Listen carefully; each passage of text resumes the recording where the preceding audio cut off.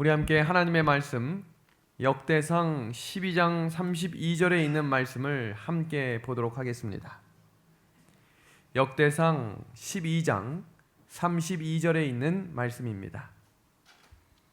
이사갈 자손 중에서 시세를 알고 이스라엘이 마땅히 행할 것을 아는 우두머리가 200명이니 그들은 그 모든 형제를 통솔하는 자이며.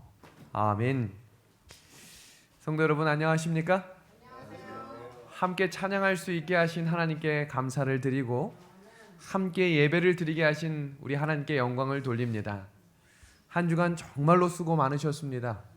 정말 세상에서 씨름하는 것이 쉽지 않은데 신앙 안에서 믿음을 지키시려고 하는 우리 믿음의 백성들을 주님의 이름으로 환영하며 하나님의 은혜와 말씀의 살아있음을 경험할 수 있는 예배의 시간이 되기를 우리 주님의 이름으로 축원합니다. 오늘 우리가 본문에서 읽었던 말씀의 내용 중에 우리가 주목해야 될 한 단어는 바로 시세라고 하는 단어입니다. 이 시세라고 하는 단어는 정해진 때를 일컫는 말입니다. 구약 성경에서도 하나님은 때를 강조하셨어요. 하나님이 작정하신 때를 알고 준비하는 백성들은 그때도 지금도 있다는 것입니다. 오늘 본문 구절을 자세히 보시면 그들은 정해진 때를 알고 마땅히 행할 것을 뭐 했다고 되어 있어요? 알았다라고 되어 있습니다. 그리고 그들은 자신만 알고 있는 것이 아니라 그 알고 있는 내용들을 다른 사람들에게 뭐한 사람들이에요? 알려주고 같이 하자고 증거했던 사람들임을 우리에게 가르쳐주고 계십니다. 그래서 성경은 우리에게 예언이라고 하는 말씀을 주셔서 이 예언의 말씀을 따라가는 것이 어두운 데를 비추는 등불과 같다라고 이야기하며 그것이 예수 그리스도가 우리 마음속에 떠오르기까지 그 말씀을 따라가라라고 우리에게 가르쳐 주신 것입니다. 우리가 이번 주의 말씀은 우리가 믿음 생활을 하려면 하나님을 잘 알아야 된다라고 우리가 함께 공부했고요. 두 번째는 내가 어떤 사람인지를 잘 알아야 합니다. 그리고 세 번째는 사단이 누구인지도 잘 알아야 합니다. 왜냐하면 사단은 광명한 천사로도 우리를 찾아오기 때문에 어떤 방식과 어떤 모략을 가지고 우리에게 접근하는지 성경에서 이야기하고 있는 내용들을 우리가 정확히 깨달아야 우리가 믿음의 생활에서 흔들릴지라도 넘어지지 않는 주의 믿음을 소유한 백성이 될 것이기 때문입니다. 우리 영감의 글을 한번 같이 보겠습니다. 하나님의 세우신 목적에 따라 순종하는 교회가 참 하나님의 교회이다. 하나님의 구원의 섭리를 이루기 위해 우리 붉은 글씨 한번 같이 읽어주시겠습니까? 고심하며 시작. 고심하며 연습하고 훈련하는 교회가 참 진리 교회이다. 코로나 전후의 교회는 확연히 바뀌었습니다. 예전의 모습처럼 예전의 신앙 모습을 그대로 간직하시면 안 됩니다. 변화해야 될 시세를 깨닫고 이 교회가 하나님의 일을 어떻게 전해야 하고 어떻게 준비해야 하는지를 고민하며 변화를 준비하셔야 합니다. 그것이 하나님이 우리에게 계획하신 고심하고 연습하고 훈련하는 교회가 참 진리교회라고 가르쳐 주신 것입니다. 요한일서 5장 11절의 말씀은 생명이 있는 교회가 될 수 있는 방법을 명확하고 분명하게 이렇게 증거하셨어요. 아들이 있는 자에게는 무엇이 있고요? 생명이 있고 하나님의 아들이 없는 자에게는 무엇이 없어요? 생명이 없겠다 그랬어요. 그러니까 오늘 말씀 속에 예수 그리스도가 있어야 할까요? 그래야 우리가 생명이 회복되는 것입니다. 이 교회가 살아나는 것입니다. 이 교회가 진리 위에 빛이 밝히 빛나게 되는 것입니다. 그래서 에베소서의 말씀은 우리에게 이렇게 가르쳐 줍니다. 너희가 전에는 어둠이더니 이제는 주 안에서 빛이라. 그러니까 우리가 어떤 자녀처럼 행하라고 성경이 이야기하고 있어요? 빛의 자녀들처럼 행하라. 빛의 열매는 모든 착함과 의로움과 진실함에 있느니라. 주를 기쁘시게 할 것이 무엇인가 시험하여 보라. 아멘입니다. 우리는 하늘에서 오는 생명을 받는 사람으로 우리가 정말 주님을 사랑하면 주님이 기쁘시게 하는 일이 무엇인지를 고민하며 살아야 된다라고 이야기하는 것입니다. 생명이 있는 사람은 자신이 하는 일의 크기와 인기와 평판에 관심이 없을 것입니다. 그것이 마음에 생명이 있는 사람의 특징이라고 영감의 글은 이야기하고 있습니다. 그래서 목표를 이루지 못하는 데서 오는 불안과 근심과 염려가 없는 것입니다. 이것이 하늘이 주는 평안입니다. 우리 말씀을 듣는 하늘가족 여러분, 지금 마음이 편안하세요? 아니면 마음이 근심과 불안이 가득하세요? 이 말은 다른 말로 이야기해서 내 마음에 예수님이 계신가 계시지 않는가를 점검해 보라라고 하는 말씀입니다. 오늘 예수님을 마음에 모심으로 빛의 자녀들로 새 힘과 참된 평안을 경험하게 되시기를 간절히 소망합니다. 여기 보시면 경마장에서 달리는 말은 눈을 가리고 있습니다. 왜 그런가 제가 한번 이 뉴스를 찾아보니까 말은 눈이 350도를 볼 수 있대요. 말은 옆에서 누군가가 달려오면 두려움이 많은 동물이라 달려나갈 수가 없답니다. 그러니까 눈을 막아놔가지고 어떻게 하는 거예요? 어디만 보고 뛰어가게 하는 거예요? 앞만 보고 뛰어나가게 하는 것입니다. 오늘 말씀을 주의 깊게 살피셔야 합니다. 사단은 우리의 눈을 이렇게 막을 것입니다. 좌우 옆을 살피지 않고 목표만을 향해 달려가게 하며 그 목표를 향해서는 때로는 불법도 용인하게 만들며 세상에서 인정받는 것이 성공하는 것이라고 말할 것입니다. 그러나 하나님께서는 빛의 자녀들을 통해서 너희의 믿음이 착함과 의로움과 열매 맺는 과정이 있는지를 점검하라는 것입니다. 여기 글을 한번 같이 보세요.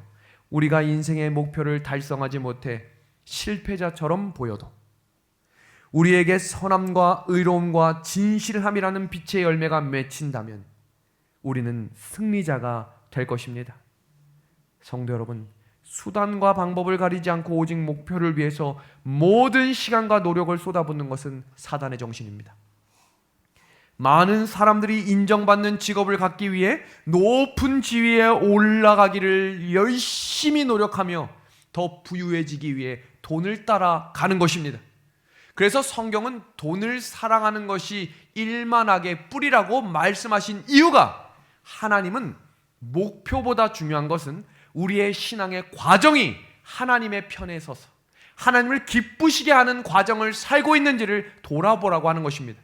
사단의 정신은 목표만을 향해 달려가게 하기 때문에 다른 것은 눈에 들어오지 않아요. 때로는 신앙까지 포기하게 만들고 양보하게 만드는 것입니다. 그래서 성경은 우리에게 오늘 믿음의 길을 걸어갈 때 그 일이 주님이 기뻐하시는 일인지를 점검해 보라고 가르쳐 주신 것입니다.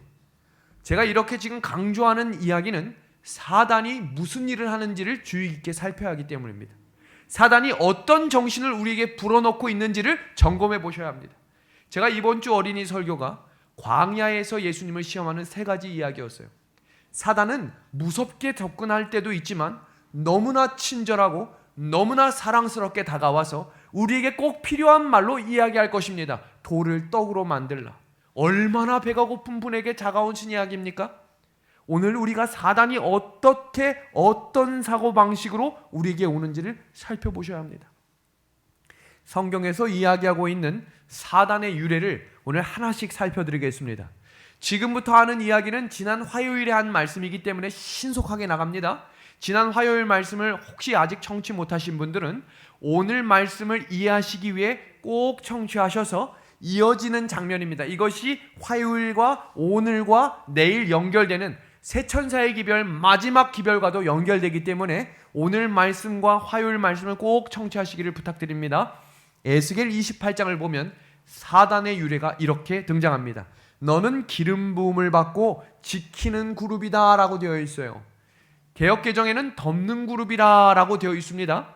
그러면서 어떤 사람들인지를 한번 읽어주시겠습니까? 내가 하나님의 시작. 내가 하나님의 성산에 있어서 불타는 돌들 사이에 왕래하였도다. 하나님의 성산에 있었던 영광스러운 존재들이었다라는 것입니다. 그런데 이들이 에스겔 28장 16절로 가보시면 왜 멸망하고 쫓겨났는지에 대한 이야기가 나옵니다. 너 지키는 그룹아, 그러므로 내가 너를 더럽게 여겨 하나님의 산에서 쫓아냈다라고 되어 있습니다. 도대체 무슨 일이 있었던 걸까요? 이어지는 17절입니다. 내가 마음이 교만하였다. 내 지혜를 더럽혔고 내가 너를 땅에 던져 그들의 구경거리가 되게 하였다라고 되어 있습니다. 어떤 일인가요?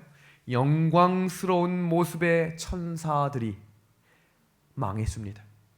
왜 망했다고 되어 있어요? 교만했기 때문이다 라고 되어 있습니다.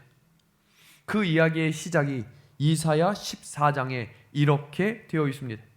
우리도 우리의 삶 가운데 교만할 때 망한다고 하는 실질적인 적용을 오늘 잘 살피시길 바랍니다. 같이 보겠습니다. 이사야 14장 12절 14절입니다. 너 아침의 아들 계명성이요. 성경에는 루시퍼라고 하는 이 단어가 새벽별, 성산의 별이라고 되어 있어요. 천사의 장이라는 것입니다. 그 이어지는 장면입니다. 내가 북극 지폐의 산 위에 앉으리라. 가장 높은 구름에 올라가 지극히 높은 이와 같아지리라 하는도다. 무슨 말이에요? 하나님 옆에서 섬기고 있다가 나도 하나님처럼 되고 싶다라는 것입니다. 이 장면 때문에 무슨 사건이 일어났어요? 우리가 선악의 대쟁투 1차전을 공부했지요? 계시록 12장 7절에서 9절에 하늘에 전쟁이 있으니 미가엘과 그의 사자들이 용으로 더불어 싸우는 일들이 일어났지요? 그 싸움 때문에 어떤 결과가 일어났습니까? 계시록 12장 4절을 보니까 천사의 3분의 1이 땅에 떨어진 사건이 일어난 것입니다.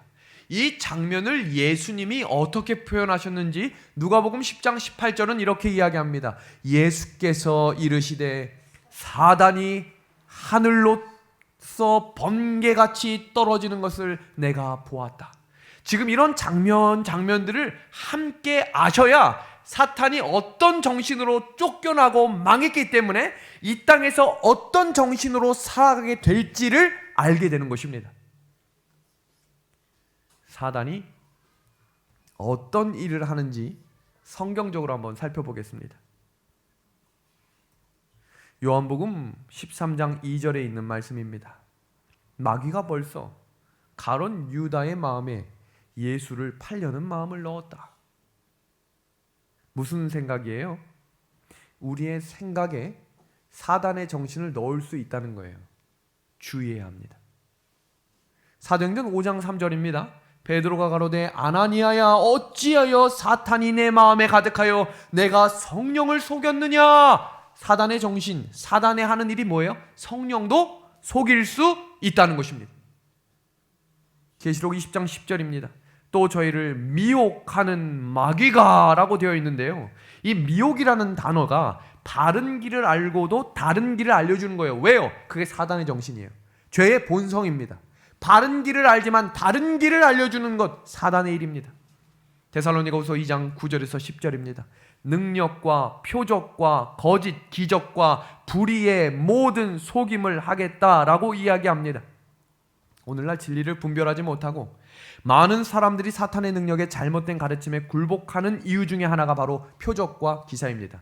그때 기억하셔야 될 것은 진리가 없는 표적과 기적은 사탄입니다. 하나님의 말씀의 은혜의 성령의 경험 없이 표적과 기사가 일어나는 일들도 일어날 수 있습니다. 왜요? 그것이 사단의 일이기 때문입니다. 마태복음 24장 24절에 있는 말씀 한번 같이 읽어주시겠습니까? 거짓 그리스도들과 시작. 거짓 그리스도들과 거짓 선지자들이 일어나 큰 표적과 기사를 보이어 할 수만 있으면 뭐라고 되어 있어요? 택하신 자들도 뭐 하겠다고요? 미혹하겠다라고 이야기합니다. 사단의 이야기입니다. 할 수만 있으면 교회 안에 하나님께 부름받고 하나님의 길을 따라가는 사람들까지도 넘어뜨리려고 하는 일이 누구의 일이에요? 사단의 일이라는 것입니다. 사단의 일을 다시 정리합니다. 거짓말을 해서 하나님의 백성을 속입니다. 그리고 하나님의 백성을 고소하여 구원을 받지 못하도록 하는 것입니다. 우리가 생활을 하다가 나쁜 생각이 들어올 때 기억하셔야 될 것은 이 생각이 누가 집어넣었다라는 것을 인정하셔야 되냐면 사탄이 집어넣었다라는 것을 인정하셔야 하나님께 도움을 구하게 되는 겁니다. 분노가 치밀어 오르거나 화가 불길처럼 올라올 때 이 화는 누가 넣어주고 있다? 사탄이 넣어주고 있다는 것을 인정하셔야 되는 것입니다. 그래서 들어오고 생각나는 대로 말하고 행동하면 사탄에게 넘어가는 존재가 되는 것입니다. 그래서 나쁜 생각이 들 때 거기에 넘어가지 않도록 우리 기도의 사람들이 되기를 간절히 소망합니다. 그리고 세 번째는 전도하는 길을 막아서 복음이 전파되지 못하도록 할 것입니다. 그리고 마음밭에 뿌려진 말씀의 씨앗을 빼앗아 자라지 못하게 하는 거예요. 우리 씨 뿌리는 비유에 뿌리자마자 갑자기 새가 와서 확 먹어가잖아요. 말씀을 들었지만 나가자마자 까먹는 것도 사단의 정신, 사단이 하는 일입니다. 그래서 제가 몇 번을 강조했던 이야기가 설교를 한 번만 듣고 끝나는 게 아니에요.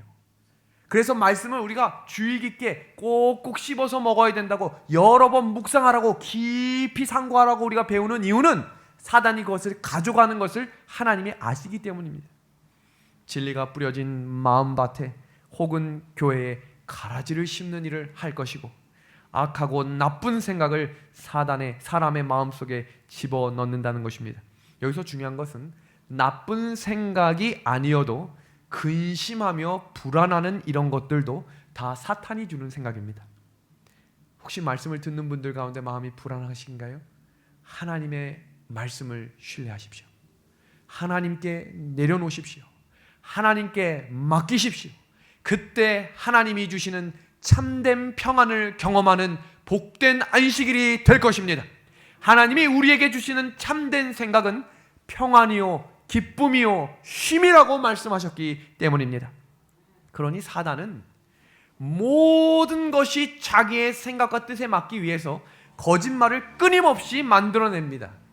영혼 불멸설이 그것의 최고의 기만입니다. 오늘 그 내용을 이번 주 화요일에 이어서 같이 살핍니다. 창세기 2장 17절을 보면 선악을 알게 하는 나무의 실과는 먹지 말라라고 하나님이 명령하셨지요. 그래서 그 먹는 날에는 어떻게 되겠다고 알려주셨어요? 정령 죽겠다고 했습니다. 그런데 사단은 항상 하나님과 정반대의 이야기를 하는데 여자에게 이렇게 이야기합니다. 그것을 먹어도 결코 죽지 않겠다라고 이야기합니다. 둘 중에 하나는 거짓말이죠. 그렇게 나오게 된 성경 구절이 창세기 3장 15절의 말씀입니다. 너희가 정령 죽겠다라고 하는 말씀이 맞았습니까? 사단이 이야기한 너희는 결코 죽지 않겠다라고 하는 말씀이 맞았어요? 하나님의 말씀이 맞았죠. 그래서 에스겔에는 이렇게 말씀하셨어요. 범죄하는 그 영혼은 죽겠다. 죄를 범한 사람, 로마서 6장 23절에 죄의 삭은 뭐라고 우리가 알고 있어요? 사망이에요. 그래서 그 사망의 끝을 우리가 알고 있기 때문에 예수 그리스도 안에 있는 영생, 참된 생명을 얻기 위해 우리가 예수 그리스도 앞에 엎드리는 것입니다. 성도 여러분, 사단은 자기가 틀렸다는 것을 인정하지 않고 또 한 번의 거짓말을 만들어냅니다. 여기 보십시오. 결국 선악과를 먹은 사람은 죽었죠? 사탄은 자신의 거짓말을 감추기 위해 이런 말을 만들어냈어요. 몸은 죽었지만 몸은 산다는 거예요. 영혼은 살아있는 것처럼 위장한 것입니다.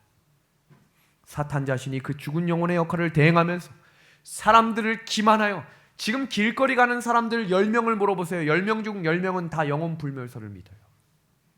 사람이 죽으면 천당을 가든 지옥을 가든 아니면 사람들이 살아있다라고 이야기하며 그래서 우리가 뭐 하는 거예요? 제사도 드려요. 그래서 우리가 뭐 하는 거예요? 저기 무당을 찾아가요. 왜요? 돈을 주면 만날 수 있다라고 말하고 있기 때문입니다. 그래서 이 역사적인 사실들이 어떻게 전개되냐면 신명기 18장 10절에서 11절에 사탄의 이러한 기만수를 대항하는 자들을 명확하게 이렇게 열거하고 있습니다. 아들이나 딸을 불가한 대로 지나가게 하는 사람들, 복술자, 무당, 신접자, 박수, 기륭을 말하는 자, 요술을 하는 자, 진언자, 초혼자라고 되어 있습니다. 이렇게 막연한 영혼이 살아있다, 영혼이 불멸한다, 이것을 실제적으로 정립된 이론을 만들어가는 과정을 오늘 저녁에 배우실 겁니다. 어떤 역사로 사단은 치밀하고 계획적이기 때문에 정말 말도 안 되는 방법으로 유혹하지 않아요. 말도 안 되는 방법으로 하나님의 택하신 자들을 넘어뜨리지 않습니다. 지금 개신교회에서 안식일로 개종하는 문제에 있어서 가장 걸림돌이 되는 문제 중에 하나가 영혼불멸설 사상이에요. 그래서 오늘 이 내용을 잘 배우시고 잘 공부하셔서 개신교회에 있는 친구들과 친척들과 가족들에게 전하셔야 합니다. 그래서 그들이 성령의 능력으로 깨달을 수 있도록 기도하는 마음으로 증거하시기를 간절히 소망합니다. 실제적으로 이론이 정립되는 과정의 시작이 바로 이집트의 영혼불멸 사상입니다.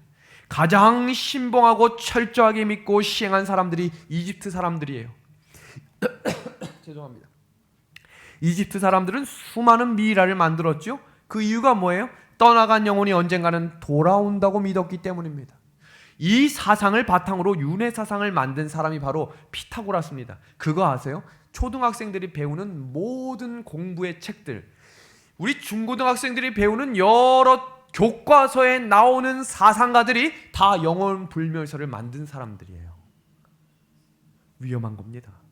알지 못하면 그들을 좋아하는 사람까지도 있어요. 헬라 철학자 피타고라스는 기원전 6세기 영혼불멸에 기초하여 윤회 사상을 철학적으로 체계화시킨 사람입니다.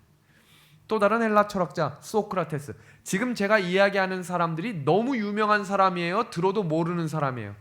다 알아요. 이순신 장군처럼 다 알아요. 그 말은 사단이 정신을 지배하고 있다 이 말입니다. 사단이 우리를 가지고 놀 수 있다 말이에요. 보세요. 기원전 5세기에 이 소크라테스가 이집트를 방문하여 감동받고 영혼불멸에 자기의 신앙을 집어넣습니다. 그래서 무슨 사상을 만들었는지 보세요. 죽음이란 영혼과 육신이 분리되는 과정이다. 이러한 사상을 이어받은 사람이 바로 플라톤입니다. 수제자였던 플라톤이 영혼불멸설의 가장 열렬한 주창자가 되는데, 보세요. 그의 논집인 파에도는 영혼불멸 사상의 교과서가 된 것입니다. 이것은 너무나 유명한 스토리이기 때문에 구글만 쳐도 다 나와요. 그러나 사람들이 이 내용을 보려 하지 않고 공부하려 하지 않는 것입니다. 그 내용이 다음과 같습니다. 철학자의 영혼은 사후에 보이지 않는 세계로 갈 것이며 신들과 더불어 축복 가운데 살 것이다. 그러나 육체를 사랑하던 사람의 영혼은 묘지를 왕래하는 귀신이 되어 일이나 독수리 같은 신체 속에 들어갈 것이다. 참다운 철학자만이 죽어서 어디로 간대요? 하늘로 간다.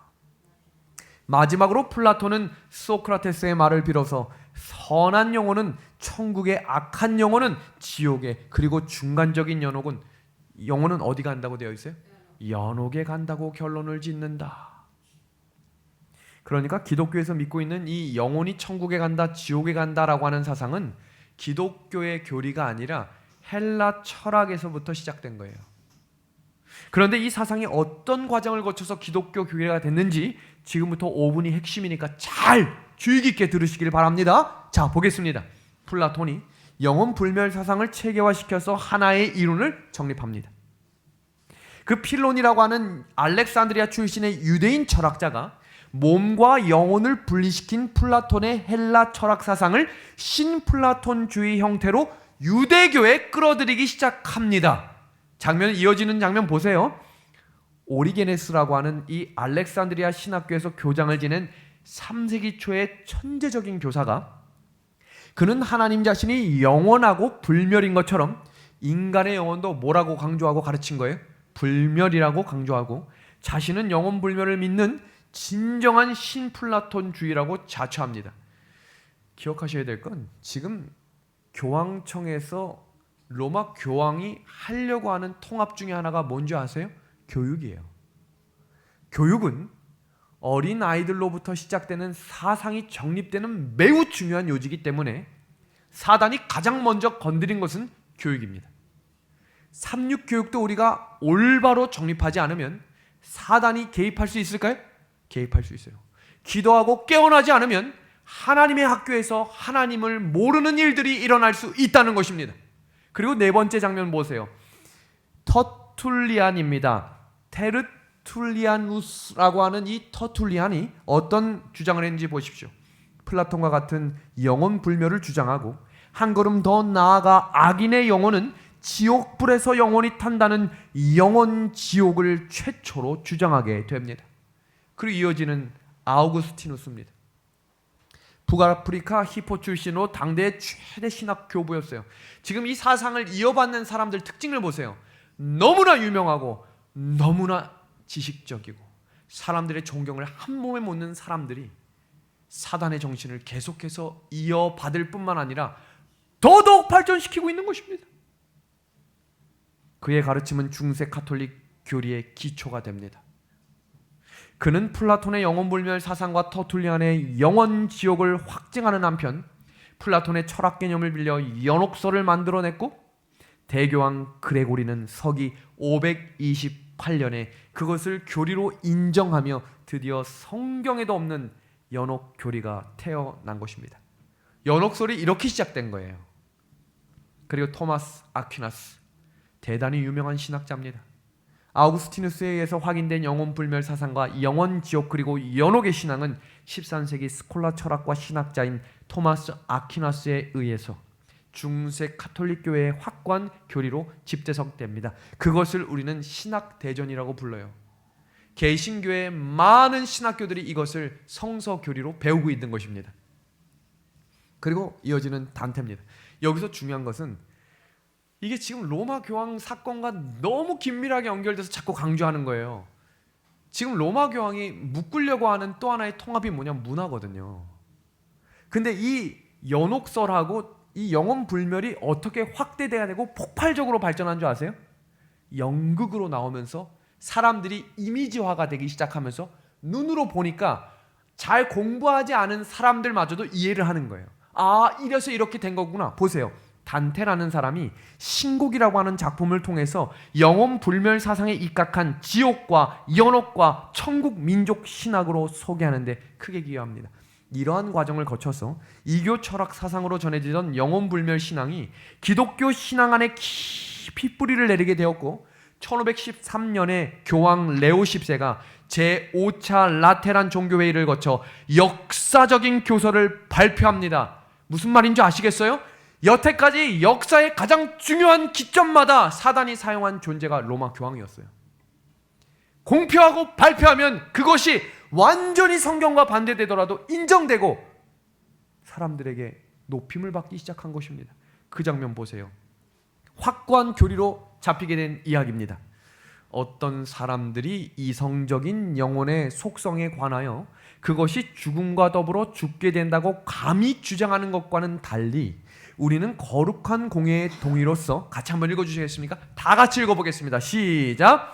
영혼의 불멸이라고 한 교황 클레멘트 5세의 규정에 따라 지성적인 영혼은 죽게 된다고 주장하는 자들을 정죄하고 됐습니다.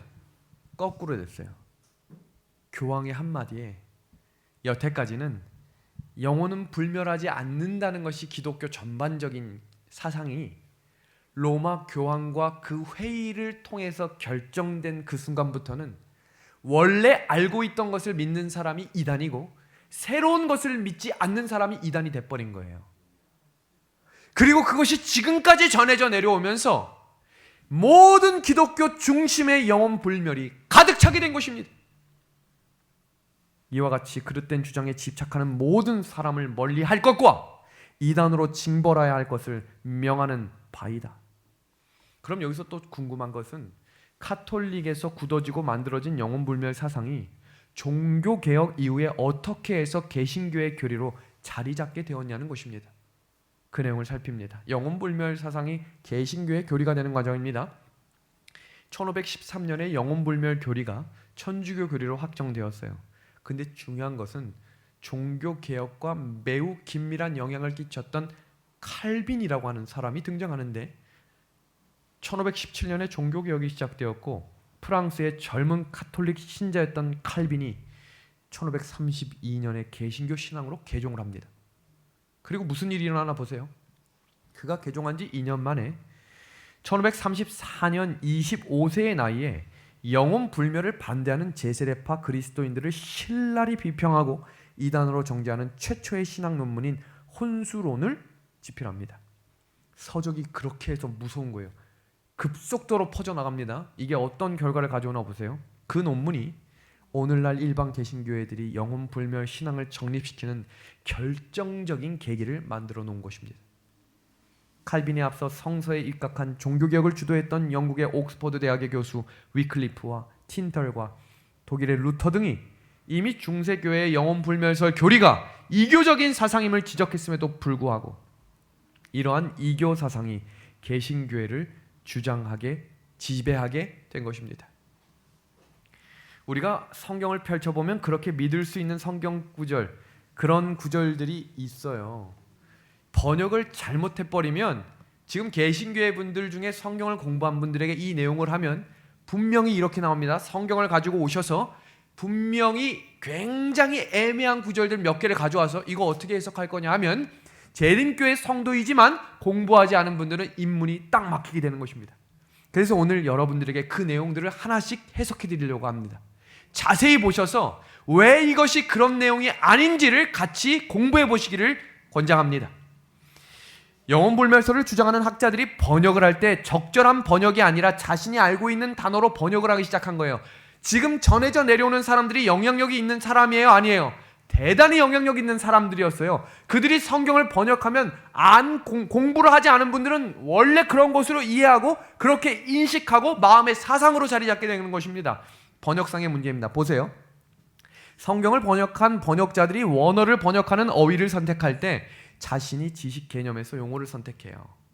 그러므로 성경의 많은 부분들이 원어의 원뜻대로 번역되지 않고 번역자에 따라서 곡해되는 경우가 많습니다. 침례를 한번 살펴보면 밥티조라는 말은 잠그다라는 말이에요. 물에서 올라온 거예요. 그래서 성경에서 예수님이 침례를 받으시고 물에서 올라오실 때 성령이 임했다라고 이야기하는 게 밥티조 원어의 뜻이에요. 근데 사람들이 그걸 세례로 번역을 한 겁니다.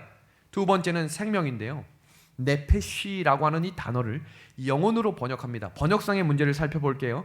시편 66편 9절에 그는 우리의 영혼을 살려두셨다. 그럼 뭐예요? 봐라, 영혼이 이렇게 분리되는 거 아니냐. 그러나 현대인 성경의 번역을 보시면 네페시라는 단어는 생명으로도 번역이 되는 거예요. 또 하나 보겠습니다. 예수님이 숨을 거두셨죠. 근데 마태복음 27장 50절에 개역성경에 뭐라고 나와요? 영혼이 떠나갔다. 거 봐라, 영혼이 떠나가는 거 아니냐. 그러나 공동 번역에는 그 푸뉴마라고 하는 단어를 숨이 호흡이 끊어졌다라고 번역이 되어 있는 것입니다. 오해되는 성경지를 지금부터 하나씩 해석하겠습니다. 전도서 12장 7절에 흙은 여전히 땅으로 돌아가고 신은 그 주신 하나님께로 돌아가기 전에 기억하라. 이 성경절을 잘못 오해하면 신이 뭐 같아요? 꼭 영혼이 하나님께로 돌아간다라고 하는 구절처럼 느껴지잖아요. 그러나 이것을 역사적인 배경으로 살펴보면 다음과 같습니다. 여기서 신은 히브리 원어로 루아흐인데 본래 바람이란 뜻이고 성경에서 호흡이나 생명이라는 의미로 사용되는 것입니다. 그래서 이 말은 불멸의 요소와는 전혀 상관이 없는 단어예요. 이 성경절은 죽음에 대한 히브리인들이 관용적으로 표현하는 단어로 창조주 하나님을 죽기 전에 기억하라는 말을 시적으로 표현할 때 사용하는 의미입니다. 두 번째 살펴볼 내용이 개신교에서 가장 많이 들고 나오는 성경절입니다. 잘 아시죠? 십자가에 달려 돌아가실 때 오른편 강도가 이렇게 말하죠. 나도 하나님과 함께 하늘에 가게 도와주십시오 라고 할 때 예수님이 뭐라고 대답했어요? 예수께서 이르시되 내가 진실로 내게 이르노니 오늘 내가 나와 함께 낙원에 있으리라. 그러니까 이 영혼이 지금 하나님이 하늘에 올라가실 때 같이 데리고 간 거 아닙니까? 라고 이야기합니다. 그러나 이 내용은 예수님의 십자가 옆에 강도는 예수님이 왕으로 임하실 때, 즉 재림하실 때 구원해 주실 것을 요청한 거예요. 그 근거 구절이 영어 성경 원문을 보면 다음과 같습니다. 영어를 다 읽지 않을게요. When you come as king, 이 단어는 무슨 말이냐면 당신이 왕으로 오실 때 나를 기억해 주십시오. 무슨 말인지 알겠어요? 이 의미만 알면 왕으로 오실 때가 언제예요? 재림입니다. 그러니까 이 강도도 죽기 직전에 무슨 신앙을 갖고 죽은 거예요? 재림 신앙을 갖고 죽은 것입니다. 강도의 영혼이 그날 하늘 낙원에 간 것이 아니고 장차 예수님 재림 시에 자기를 기억해 달라고 하는 강도의 요청에 대해서 바로 그날 그렇게 하겠다고 약속하신 것입니다. 여기에 근거 구절을 하나 더 보시면 요한복음 20장 17절에 예수님께서 부활하시고 난 다음에 여인들이 찾아왔죠? 너무 기뻐갖고 예수님을 안으려고 할 때 예수님이 뭐라고 이야기하셨어요? 지금 나 만지면 안 된다라고 이야기했어요. 왜요? 내가 아직 어디에 가지 않았다고 그랬어요. 하늘에 가지 않았어요. 보세요. 강도가 예수님이 하늘에 가실 때 저도 좀 데려가 주세요 라고 하는 이 말이 실제로 영혼이 가는 말이라면 예수님이 안 갔는데 지금 강도만 갔습니까? 그게 아니에요. 예수님이 다시 오신 왕으로 오시는 그때 저도 함께 하늘에 갈 수 있도록 도와주십시오 라고 하는 구절임을 잘 설명해 주시기를 바랍니다. 마태복음 10장 28절도 몸은 죽어도 영혼은 능히 죽이지 못하는 자들을 두려워하지 말라라고 하는 이 구절을 이해하시려면 마태복음 10장의 내용이 무엇인지를 이해하시면 이 단어를 가지고 저희에게 공격하는 여러 교파의 분들에게 설명하실 수 있습니다. 보세요. 마태복음 10장은 주로 그리스도인들이 당하는 핍박에 대한 말씀이 있는 장이에요. 핍박자들은 그리스도인들에게 육체적 고통을 가하거나 죽일 수는 있어도 신앙심은 뺏을 수 없다라는 의미입니다. 그래서 이 영혼이라고 하는 단어가 마음이나 정신을 의미하는 원어의 의미를 아신다면 영혼을 뺏긴다라고 하는 이 말의 뜻은 무슨 말이냐면 마음은 정복할 수 없다라는 말이에요. 그래서 잠언에 무릇 지킬 만한 것보다 무엇을 지키라 그랬어요? 마음을 지키라고 하신 이유는 사단이 아무리 우리를 죽이려고 해도 우리의 마음이 하나님께 충성하는 그 마음까지는 건드릴 수 없기 때문에 계시록 12장 7절에 용이 분노하여 여자의 남은 자손과 싸우려고 서게 되는 것입니다. 이 단어가 그런 의미가 있는 거예요. 그래서 푸시케는 생명이라는 의미가 있고요. 예수를 믿고 구원받는 성도들에게 하나님이 주신 영원한 생명이 있다는 거예요. 그 생명은 사람이 빼앗을 수 없고 죽일 수도 없다는 뜻으로 사용된 것입니다. 종교개혁이 일어났을 때 많은 종교개혁자들이 깨어 기도하며 지워야 될 교리들을 다 지웠지만 사단이 붙들고 있는, 우리가 사단이 하는 일을 우리가 지금 배우고 있죠. 사단은 거짓말을 했지만 또 다른 거짓말로 그걸 덮습니다. 마지막에 가장 강력한 사단의 교리 4가지가 일요일 예배와 부활절과 세례와 영혼 불멸설입니다.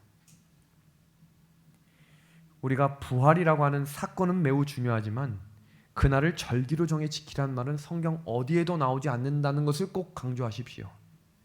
그것은 태양신을 섬기는 사람이 태양의 부활을 히스토리로 만들어서 만든 날이 부활절입니다. 이것은 교회에서 지키는 날이 되어서는 안 되는 것입니다. 남겨진 잔재로 기독교가 서서히 다시 예전 혼합되었던 때로 돌아가고 있는 것입니다. 여기 동그란 글씨 안에 있는 내용 한번 같이 읽어주시겠습니까? 개신교회가 시작. 개신교회가 성경 중심의 순수한 기독교가 되려면 비성서적인 교리를 포기해야 합니다. 이 내용들을 우리 개신교회 다니시는 분들에게 잘 가르쳐 주시면 성령의 은혜로 깨닫게 될 것을 믿습니다. 지금 이 일요일 예배와 영혼 불멸의 문제를 간단하게 살펴드리면 창조주 하나님의 혼란으로 만든 단어가 일요일이라는 단어입니다. 그래서 일요일을 강조하려고 보니 그 근거를 만들려고 보니 그게 뭐예요? 부활 예수를 강조하게 된 것입니다. 주일 예배로 부활의 의미를 혼란케 하고 영혼 불멸설로 영생의 의미를 왜곡해서 재림의 부활을 혼란케 하는 것입니다. 재림 신앙의 기둥은 부활 신앙입니다. 다시 오실 예수님을 기다리는 그 믿음, 죽더라도 다시 살리시는 하나님의 소망이 우리의 신앙의 기준이 되기를 간절히 소망합니다. 그래서 재림 신앙을 하는 성도들에게 꼭 필요한 것은 2가지 믿음인데요. 그 첫 번째는 천지 만물을 창조하신 하나님을 예배하는 믿음입니다. 누가 이 모든 것을 창조하였는지 우리가 기억해야 하는 것입니다. 그 이유는 에스겔 20장 20절에 안식일을 거룩해 하라고 이야기하시며 그날을 우리에게 사인, 표징, 도장으로 주셨다라고 약속하셨습니다. 그래서 마태복음 2장 28절에는 이러므로 인자는 안식일에도 주인이다라고 이야기하셨어요. 이것이 바로 사인입니다. 그 안식일을 어떻게 지켜야 할까? 한 주 동안 정말 수고 많으셨습니다. 그럼 안식일은 쉬어야 합니다. 하나님 안에서 쉬어야 합니다. 지금도 여전히 일하고 있는 재림 성도들이 있다면 쉬어야 합니다. 하나님이 이렇게 말씀하셨어요. 너는 엿새 동안에 내 일을 하고 일곱째 날에는 쉬라. 내 소와 나귀도 쉴 것이며 내 여종의 자식과 나그네도 숨을 돌리리라 라고 이야기합니다. 안식일이 어떤 날인지를 이해하기 위해 우리가 마태복음 11장 28절에서 30절에 나오는 말씀을 들어야 합니다. 수고하고 무거운 짐진 자들아 다 내게로 오라. 내가 너희를 뭐하게 하시겠다고요? 쉬게 하겠다는 거예요. 우리가 쉴 수 있는 것이 아니라 하나님이 우리를 쉬게 해야 하는 것입니다. 수고하고 무거운 짐진 자들은 그 짐을 내려 놓아야 합니다. 마음의 짐을 내려 놓아야 합니다. 건강의 짐을 내려 놓아야 합니다. 그래서 예레미야 17장 27절에 이렇게 권면하시는 거예요. 여호와께서 이와 같이 말씀하시되 하늘은 나의 보좌요 땅은 나의 발판이니 너희가 나를 위하여 무슨 집을 지으랴? 내가 안식할 처소가 어디랴? 물은 마음이 가난하고 심령이 통회하며 그 말을 듣고 떠는 자 그 사람은 내가 돌보겠다라고 말씀하셨어요. 우리가 지은 건물은 하나님이 거하시기에 부족합니다. 하나님이 임재하시는 곳은 훌륭한 성전이 계시는 그런 자리입니다. 여기 보시면 산에도 도시에도 농촌에도 교회에도 하나님이 함께 하십니다. 그런데 우리가 기억해야 할 것은 하나님의 말씀에 있습니다. 하나님이 우리에게 말씀하시기를 내가 너희와 거할 처소를 지으라고 했죠. 그것이 바로 처소입니다. 하나님이 여러 장소 중에 거룩한 장소라고 말한 자리가 바로 교회입니다. 일요일에도 월요일에도 화요일에도 수요일에도 계신 것은 맞아요. 그런데 하나님은 거룩한 시간을 구별해 놓으셨는데 그날이 바로 안식일입니다. 그날에 대해 명확히 우리에게 이렇게 말씀하십니다. 레위기 23장 32절입니다. 같이 한번 읽어주시겠습니까? 붉은 글씨입니다. 그 저녁부터 시작. 그 저녁부터 이튿날 저녁까지 안식을 지킬지니라.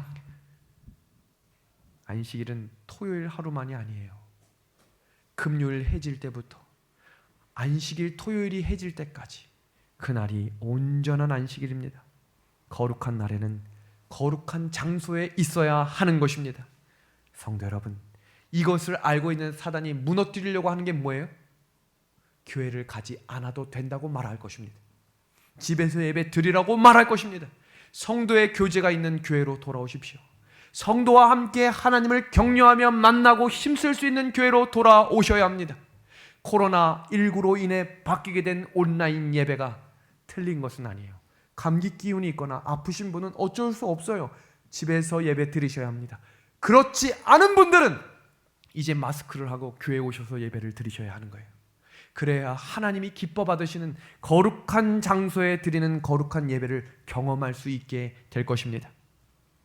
그리고 그 두 번째는 재림의 약속입니다. 참된 신앙이 무엇일까? 내 성격이 모나지 않고 친절하면 그것이 참된 신앙일까요? 그것은 참된 신앙이 아닙니다.